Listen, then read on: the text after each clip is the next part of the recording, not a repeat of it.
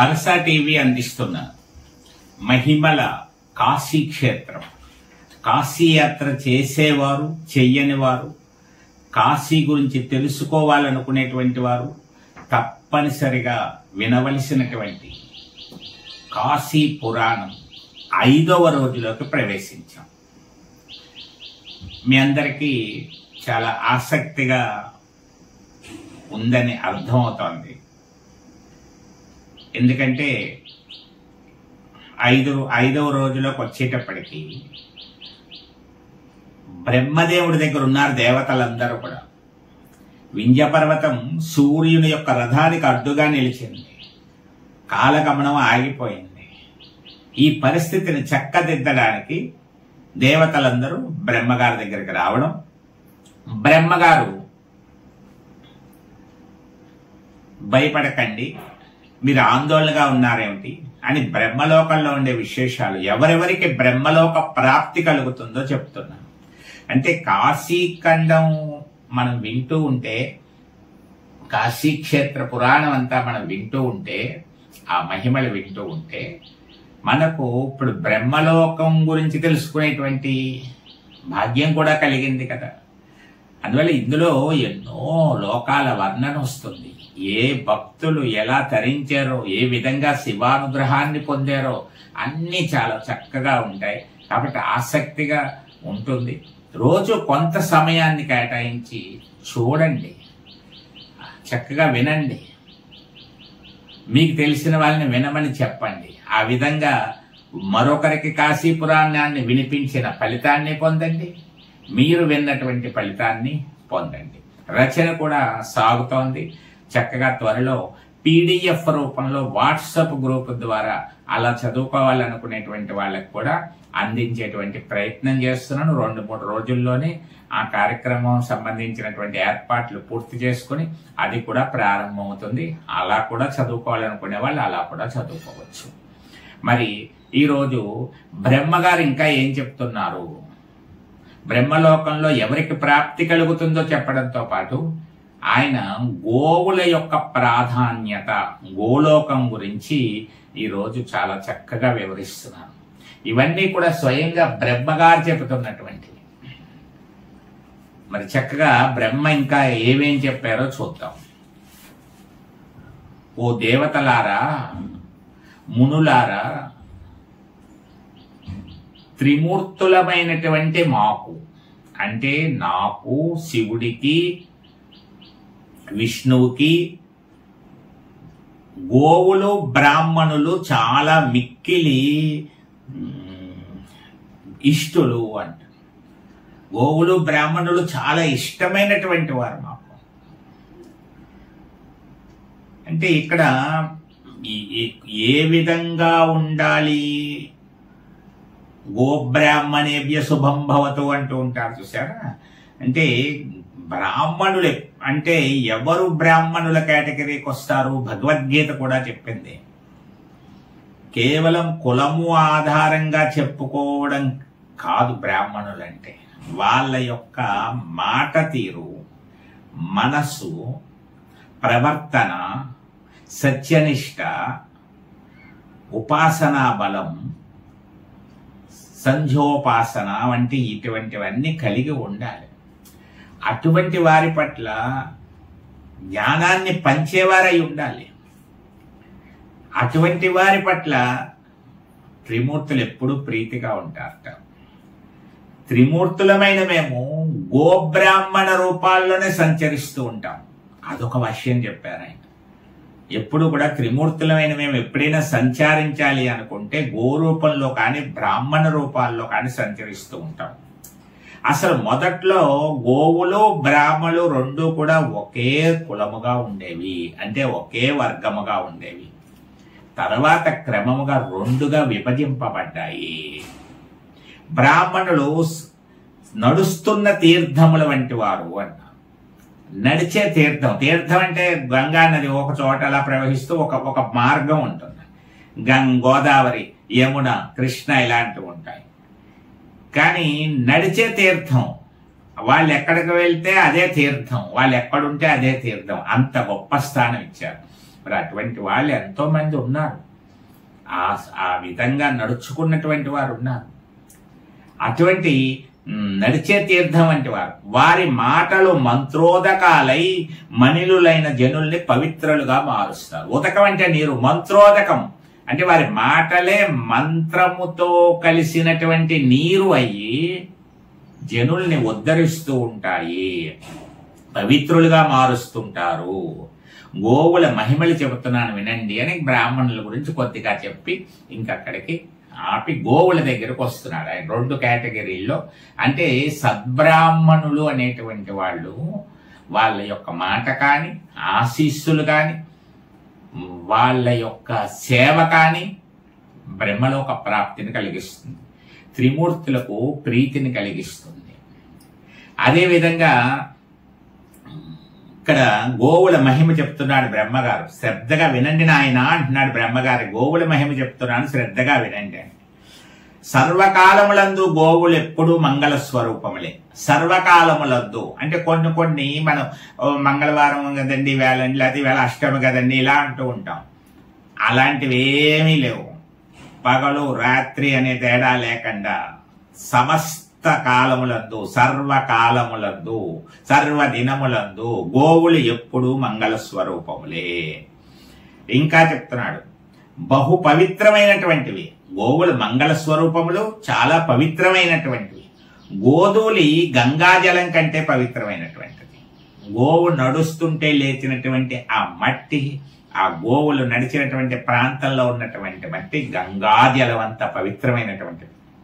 ఆమె నడయాడిన చోట ఉన్నటువంటి మట్టి కొద్దిలా శిరస్సు మీద జల్లుకున్నా గంగా స్నాన ఫలితం వస్తుందంట. ఇప్పుడంతా గచ్చులు అవి చేసేసి ఉంచుతున్నారనుకోండి చాలా చోట్ల, గోశాలల్లో అక్కడ కూడా. ఇదివరకు గోవుల నడిచి గోధూళి వేళ అని ప్రత్యేకించి పేరుది. గోవులు నడుస్తుంటే లేచినటువంటి దుమ్ము అది చాలా గొప్ప. అది చూడడం కానీ, ఆ దుమ్ము మన శరీరం మీద పడడం కానీ మంచిదని చెప్తూ ఉంటారు. అంత కృష్ణుడికి అందుకే ఇష్టం గోవులు. అందువల్ల ఈయన ఇంకా ఏం చెప్తున్నారు, గోధూళి రేణువులు శివుని జటాజూటము నుంచి ప్రవహించు గంగాజలము కంటే పైభాగములో నుండి వాటి ఘనతను చాటుతాయట. గంగాజలం ఎక్కడి నుంచో వచ్చి శివుడి జటాజూటం నుంచి వస్తుంది, జటాజూటం నుంచి భూమి మీదకి ప్రసరిస్తూ ఉంటుందండి. ఆ జటాజూటం కంటే పైభాగంలో ఉంటాయి గోధూళి కణాలు. గోధూళి అంత రేణువులు అంత గొప్పవిట.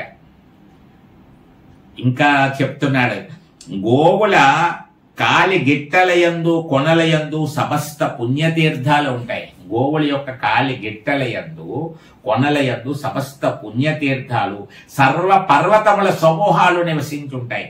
సర్వ పర్వతములన్నీ సమూహాల కింద లెక్క. అంటే గోవు సమస్త దేవతా స్వరూపము అంటారు. అందుకని గోవు యొక్క కొమ్ముల మధ్య భాగంలో చిన్న కొమ్ములు ఉంటాయి. కొన్నిటికి పెద్దగా ఉంటాయి, కొన్నిటికి చాలా చిన్నగా అయినా ఉంటాయి. ఆ మధ్య భాగములో పార్వతీ పరమేశ్వరులు ఆనందమూర్తులుగా కొలువై ఉంటారు.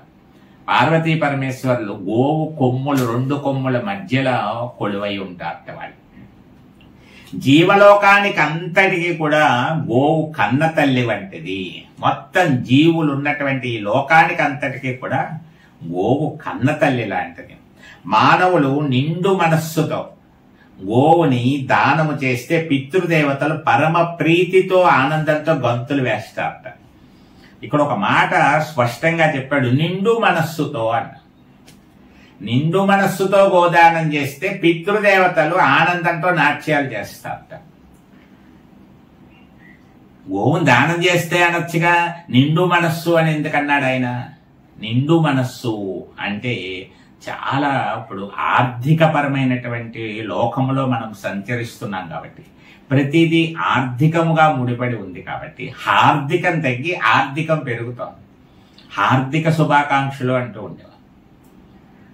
ఇప్పుడు అన్ని ఆర్థిక శుభాకాంక్షలే.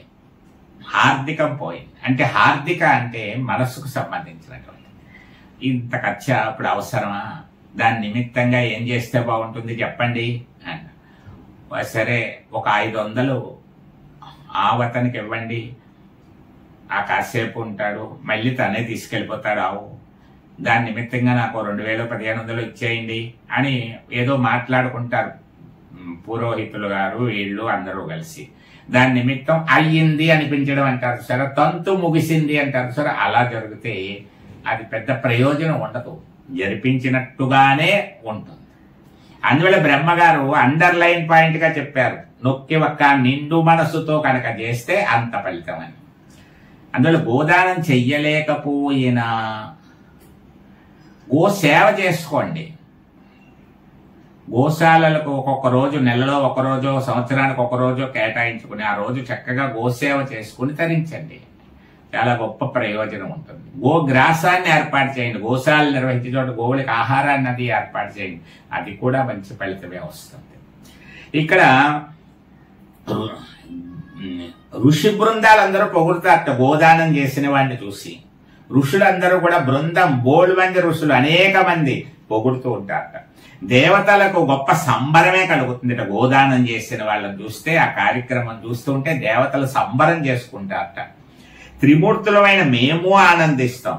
గోదానం చేసే వారి నుంచి రోగాలు, పాపాలు, దారిద్రము ఏడుస్తూ పారిపోతాయట.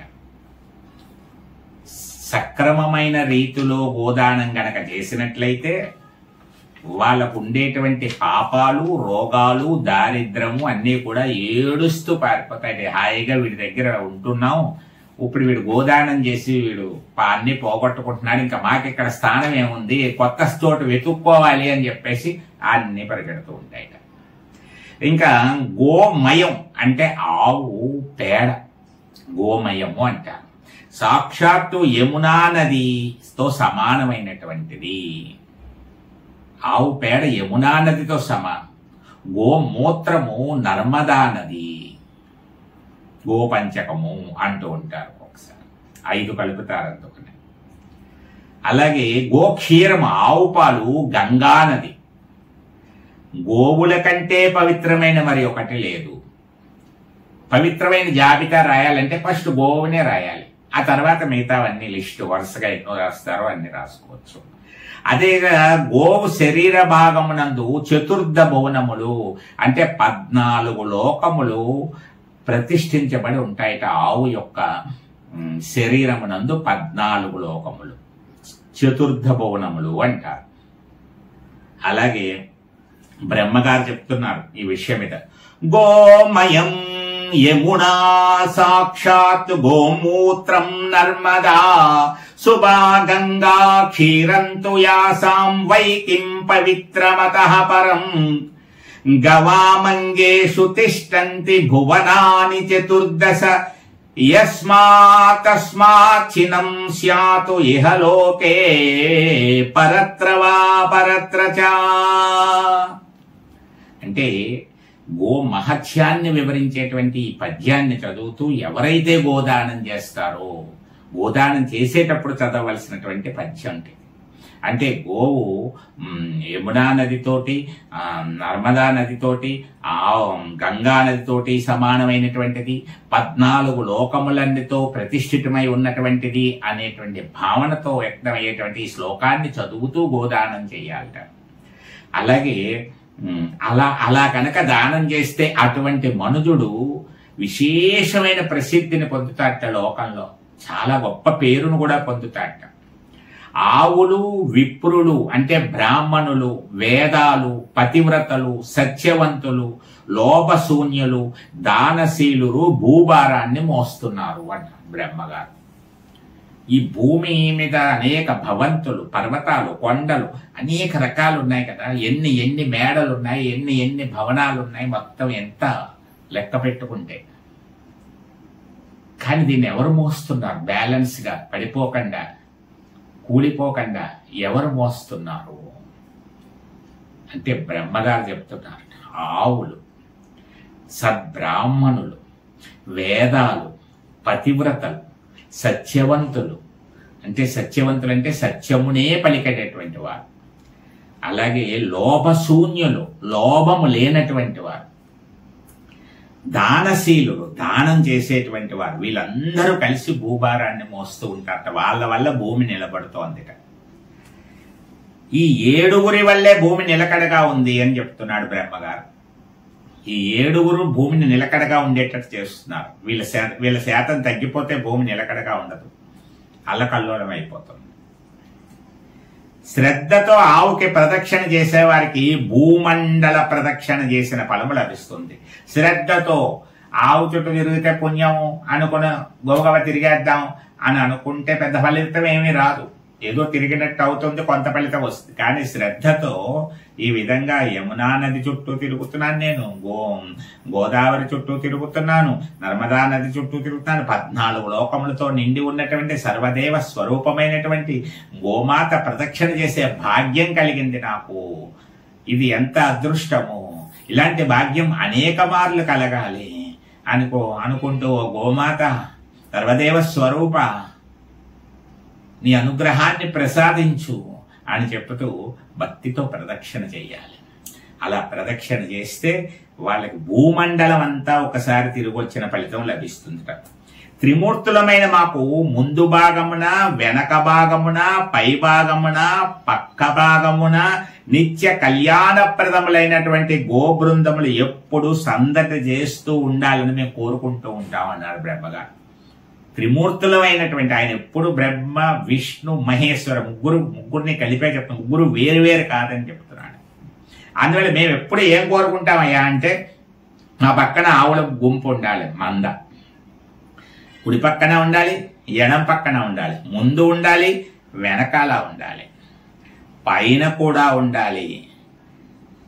ఈ విధంగా గోబృందములు ఎప్పుడు సందడి చేస్తూ ఉండాలని మేము కోరుకుంటూ ఉంటాం.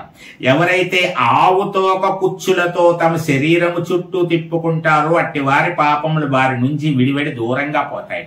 ఆవుతోక కుచ్చు తీసుకొని చుట్టూరా ఇలా ఎవరైతే తిప్పుకుంటారో, తమ శరీరము చుట్టూ తిప్పుకుంటారో, వారి యొక్క పాపములన్నీ వారిని విడిచి పారిపోతాయి. అంత శక్తి ఉంది. వారి ఇంత శుభములు జరుగుతాయి. అలాగే పైన 7 లోకాలు ఉన్నాయి, క్రింద 7 లోకాలు ఉన్నాయి. ఊర్ధ్వలోకాలు, అధోలోకాలు, ఇలా 2 రకాలు ఉంటాయి. మనకి అధోగతి పాలైపోతామంట, ఊర్ధ్వ పైకి వెళ్ళడం అన్నమాట. అందువల్ల ఏమవుతుంది, పైన 7 లోకాలు ఉన్నాయి. అలాంటి ఊర్ధ్వలోకములలో చివరిదైనటువంటి సత్యలోకంలో నేను ఉంటానన్నాడు బ్రహ్మగారు. పైనుంచి అలా లెక్క పెట్టుకుంటుంటే లాస్ట్ 7వ లోకంలో, సత్యలోకంలో నేను ఉంటాను. నా లోకానికి పైనున్నటువంటిది వైకుంఠము. ఊర్ధ్వలోకములలో చివరిదైనటువంటి, ఫస్ట్ నుంచి అలా వస్తూ ఉంటే, పైనుంచి అలా వరుసగా వస్తూ ఉంటే ఒక్కొక్క లోకము చెప్తున్నాడు. అంటే బ్రహ్మగారు అంటే ఇటు నుంచి అటు నుంచి, మరి అటు నుంచి వస్తున్నాం అనుకోండి, అది ఫస్ట్ అవుతుంది. మనం ఇటు నుంచి లెక్క పెట్టుకున్నాం అనుకోండి, ఇది ఫస్ట్ అది వస్తుంది. కానీ మన ఊర్ధ్వం అంటే పైనే కదా, మరి అందువల్ల అటు నుంచి కిందకి రావాలి. కాబట్టి ఫస్ట్ అలా చూసుకోవాలి. అంటే స్టార్టింగ్ లోనే ఎవరు వస్తారన్నమాట మనకి ఇక్కడ? బ్రహ్మలోకం, బ్రహ్మగారు ఉంటారు. నాకంటే పై లోకంలో వైకుంఠం ఉంటుంది. ఆ లోకానికి పైన కుమారలోకం అనేటువంటి ఒక లోకం ఉంది. కుమారలోకానికి పైన పరమేశ్వరుని నివాస స్థానమైనటువంటి కైలాసం ఉంటుంది. కుమారలోకంలో పైన కైలాసం అనేటువంటిది ఉంటుంది. కైలాసానికి దగ్గరగా పైన గోలోకం చాలా ప్రకాశిస్తూ ఉంటుంది. కైలాసాన్ని చూస్తే కానీ అదిగో అదే గోలోకం అంటారు. ఒకసారి ఒక ఊరు ఇంకొక ఊరికి మధ్యలో పెద్ద తేడా ఏముండదు, కొంచెం అదిగో కనపడుతుంది, ఆ బోర్డే అండి అంటారు. అలాగా కైలాసానికి చాలా దగ్గరగా ఉంటుంది. కైలాసానికి కొద్దిగా పైన ఉంటుంది, ప్రకాశిస్తూ ఉంటుంది. గోలోకములో పరిపూర్ణ సంపదలను వర్షించే పాల నదులు ఎప్పుడు ప్రవహిస్తూనే ఉంటాయి. క్షీర నదులు ఎప్పుడు అలా ప్రవహిస్తూనే ఉంటాయి. పాల నదులు, సంపదలు, రకరకాల సంపదలు. ఆ గోలోకంలో ఎలా ఉంటుందిట, అక్కడ ఉండేటువంటి వారి యొక్క రూప స్వరూపాలు ఎలా ఉంటాయట? వాళ్ళకి వృద్ధాప్యం ఉండదు, ముసలితనం రాదు, దరిదాపులకు కూడా రాదుట. గోలోకం దరిదాపులకు కూడా రాదు. నిత్య యవ్వన ప్రాప్తి ఉంటుంది అక్కడ. ఆ లోకంలో ఉన్నంత వరకు నిత్య యవ్వన ప్రాప్తి. ఒకవేళ వృద్ధులు ఎవరైనా అక్కడికి వెళ్ళవలసిన పరిస్థితి భాగ్యం కలిగి అక్కడికి వెళ్ళారంటే మళ్ళీ యువకులుగా మారిపోతారు, యవ్వనవంతులుగా మారిపోతారు. అలాగే నేతి నదులు ఉంటాయిట, పాయస పర్వతాలతో ఉంటుందిట. గోలోకంలో ఉన్న వస్తువులన్నీ కూడా మంగళప్రదమైనవే ఉంటాయి, అక్కడ అన్ని మంగళప్రదంగా ఉంటాయి. కైలాసము గోలోకము ఇరుగు పొరుగు కావడంతో, ఇరుగు పొరుగు అంటే పక్క పక్కనే ఉండడంతో గోలోకమునకు శివ సాన్నిధ్యం ఎక్కువగా ఉంటుంది. గోలోకానికి కైలాసానికి పక్క పక్కనే అవడం వల్ల శివ సాన్నిధ్యం, సన్నిహితులు. అంటే ఒక్కోసారి ఏమంటాం, పలానా ఆయన మా ఇంటి పక్కనే అండి, పక్క పోర్షనే అండి, రోజు కలుసుకుంటూ ఉంటాం. పొద్దున్నే ఆయన సాక్షి పేపర్ వేయించుకుంటారు, నేను ఈనాడు పేపర్ వేయించుకుంటాను. ఆయన చదివేశాక నేను మార్చుకుంటూ ఉంటాం, కలిసి వాకింగ్కి వెళ్తూ ఉంటామండి అంటూ ఉంటాం కదా. ఒకసారి చాలా సన్నిహితం, క్లోజ్, థిక్ అండ్ థిన్ అంటూ ఉంటారు సార్. అలా పక్కన వాళ్ళు మా ఎదురు పోర్షనే, మేము ఇలా తలుపు తీస్తే ఆయన కనపడతారు, ఆయన తలుపు తీస్తే మేము కనపడతాము అంటాం ఒక్కొక్కసారి. అలా కైలాసము గోలోకము దగ్గరగా ఉండడం వల్ల ఏమవుతుంది, వాళ్ళ అక్కడ పరమేశ్వరునితో సన్నిహిత సంబంధం ఉంటుంది. ఇది మనకు తెలియని గొప్ప విషయం కదా ఇది. మనం శివుడు పెద్దగా గోవులతో పని ఉండదు, అంతా కృష్ణుడే అనుకుంటూ ఉంటాం కదా. కానీ బ్రహ్మగారు ఏం చెప్తున్నారు, మరి కైలాసంతో ఎక్కువ సంబంధం ఉంటుంది. శివుడికి ఇష్టమైన పరమ కళ్యాణమూర్తులైనటువంటి గోవులలో కొన్ని పేర్లున్నాయి. సుశీల, పరమ ఆ గోవుల్లో కళ్యాణమూర్తులైనటువంటి చాలా శుభయోగాలు కలిగించేటువంటి గోవులు ఉన్నాయి. సుశీల మొదలగు గోమాతలు ఆ లోకంలో ఉంటారు. అలాంటి స్థాయి కలిగినటువంటి గోమాతలు ఆ లోకంలో ఉంటారు. కావున గోవుల కంటే మించి ఉపాసించదగింది ఏది లేదు. ఇంకా గోవులను మించి ఉపాసించదగింది ఏం లేదు. బ్రహ్మాండమైన ఉపాసన, గో సేవ, గో పూజ, గో స్మరణ, ఇవన్నీ కూడా గొప్పవి. గోదానము చేసిన వారి కంటే మించిన పుణ్యశీలులు ఎవ్వరూ లేరు. గోదానం చేసిన పుణ్యశీలుల కంటే మించిన వాళ్ళు ఇంకెవ్వరూ లేరు. అంతకంటే పుణ్యం ఇంకేది లేదు. కానీ చాలా క్లిష్టమైనటువంటిది గోదానం.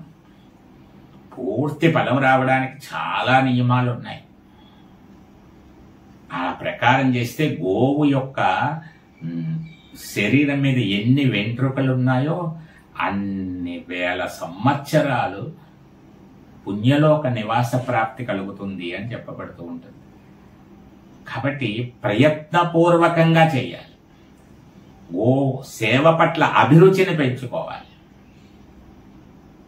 ఈ విషయంలో ఒక్కొక్కసారి గోవుని సువర్ణమయముగా దానం చేయమంటాడు కదా. ఒక సంవత్సరానికి సరిపడా గ్రాసం కూడా ఇవ్వమంటారు కదా, దాని మేతకు అవసరమైనటువంటిదంతా. ఇవంతా చాలా కష్టమైనటువంటి పని కదా.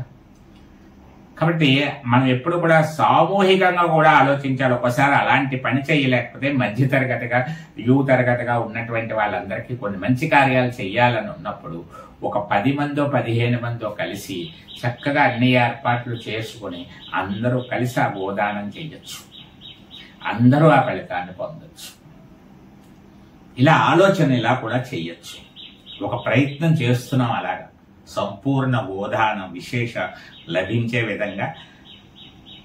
ఎంత ఖర్చు అయినా అందరూ కలిసి వేసుకునేలా కొంతమందితోటి త్వరలో ఒక కార్యక్రమం రూపొందిస్తున్నాం. ఇంకా గో సంరక్షణ, గోదానము, గోసేవ చేసిన వారు మాత్రమే ఈ లోకానికి రాగలుగుతారు. ఈ గోలోకంలోకి రావాలంటే, ప్రవేశం ఉండాలంటే, నా మంత్రి గారు లెటర్ ఉందండి, మినిస్టర్ గారు రికమెండేషన్ ఉంది, ముఖ్యమంత్రి గారు స్వయంగా రాసిచ్చారు, డబ్బు కూడా ఇస్తాను ఎంత కావాలంటే అంత, నన్ను వెళ్ళనివ్వండి అంటే వెళ్ళనివ్వరు. ఏమీ పని చేయవు. ఎవరిని పంపిస్తారు? ఏమి అనకండి, రండి రండి, మీకోసమే ఎదురు చూస్తున్నాం, మీకోసమే ఈ లోకం, హాయిగా ఆనందంగా తిరగండి, లోపలికి ప్రవేశించండి అని సంతోషంతో ఆదరంతో స్వాగతం పలుకుతారు గోలోకంలోకి. ఎవరిని? గోదానము చేసినటువంటి వారిని, గో సేవ చేసినటువంటి వారిని, అలాగే గో సంరక్షణ చేసినటువంటి వారిని. 3 కేటగిరీలు ఉన్నాయండి. మనం గోదానం అంత గొప్పగా చెయ్యలేకపోవచ్చు, కానీ గో సేవ చెయ్యండి.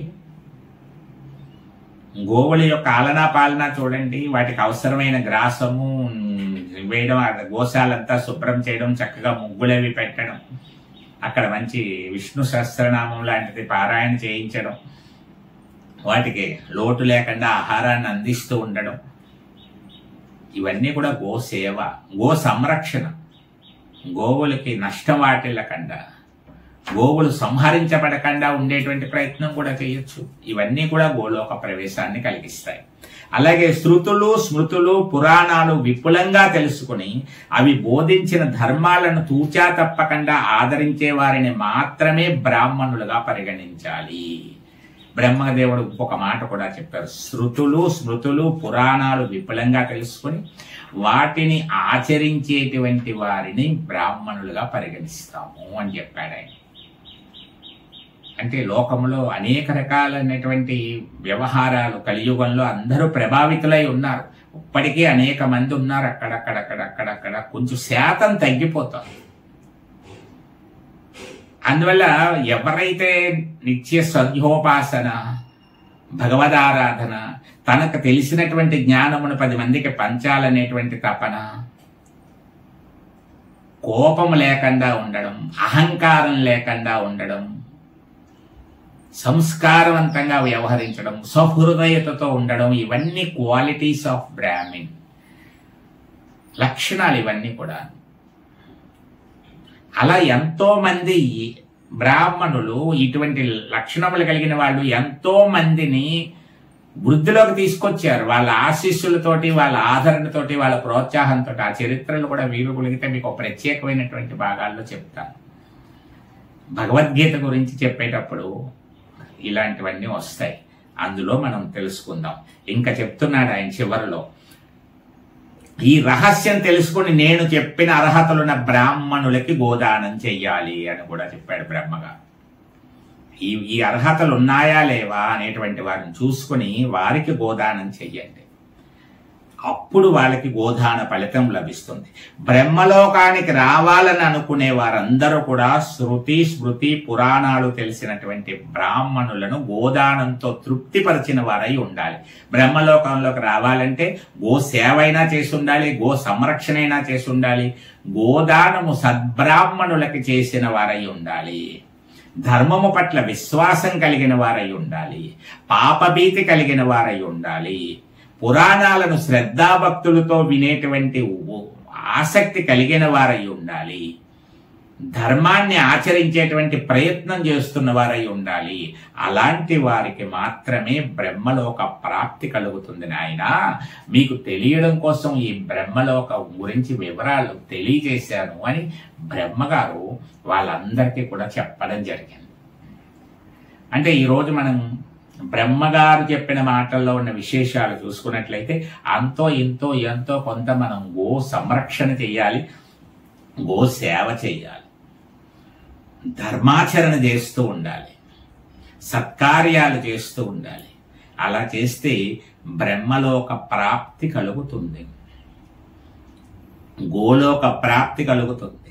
అక్కడ పొందడానికి యోగ్యతలు ఇక్కడ పట్టుకున్నటువంటి మేడలు కాదు, మిద్దెలు కాదు, సంపాదించుకున్నటువంటి ధనము కాదు, కీర్తి ప్రతిష్టలు కాదు, పరువు ప్రతిష్టలు కాదు, అధికార హోదాలు కాదు, ఇవేమీ అక్కడ పనిచేయవు. ఒక వ్యక్తిగా నువ్వు ఏ ధర్మాన్ని ఆచరించావు, ఎలా వ్యవహరించావు అన్నదే బ్రహ్మలోకానికి ప్రాప్తిని కలిగిస్తుంది. కాబట్టి సాధన ద్వారా కొద్ది కొద్దిగా ఒక సన్మార్గంలోకి ప్రవేశించి అందరూ తరించాలన్నదే పురాణాల యొక్క ఆశయం. ఇది విషయాలు నచ్చితే కొన్నైనా పాటించే ప్రయత్నం చేయండి. ఇంకా చాలా విశేషాలు వస్తాయి. మరి బ్రహ్మగారు ఇంకా ఏం చెప్పారనేటువంటిది మనకు సమయం ఒకటి పెట్టుకుంటాం కదండి. మరి ఎక్కడైనా వేదిక మీద ప్రసంగాల్లో అయితే 1.5 2 గంటలైనా వెళ్ళిపోతూ ఉంటుంది. కొంచెం పెరిగింది అంటేనే చూడడానికి ఇష్టపడినటువంటి రోజులు కదా. మరి అయినా ఒకరి గురించి అని ఆలోచించకుండా ఎప్పుడోకప్పుడు వాళ్ళకి కలుగుతుంది. ఎవరో ఒకళ్ళు చూసి చాలా బాగుంది, నేను విన్నాను, నువ్వు వినని చెప్పినప్పుడైనా వింటారు కదా. అందువల్ల సంపూర్ణంగా చెప్పాలి కదా. అందువల్ల ఒక్కొక్క భాగాన్ని మాత్రం తీసుకుని తక్కువ భాగాలైనా ఎక్కువ సార్లు చెప్పేలాగా, అంటే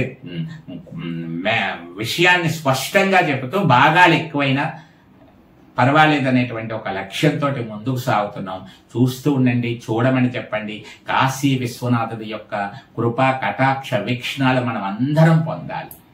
చాలా ఆసక్తికరమైనటువంటి విశేషాలు మీకు రేపటి రోజు భాగంలో మీ అందరికీ వివరించబోతున్నాను. మరి లైక్ చేయండి, వెంటనే మీ కామెంట్ని అక్కడ వీలైతే బాగుందనో మీ అభిప్రాయము ఏదో ఒకటి, మీ సూచన సలహా ఏదో ఒకటి చక్కగా కామెంట్ చేస్తూ ఉండండి. మరి మీకు తెలిసిన వారికి చెప్పడం మాత్రం మర్చిపోకండి. సర్వే జనా సుఖినో భవంతు.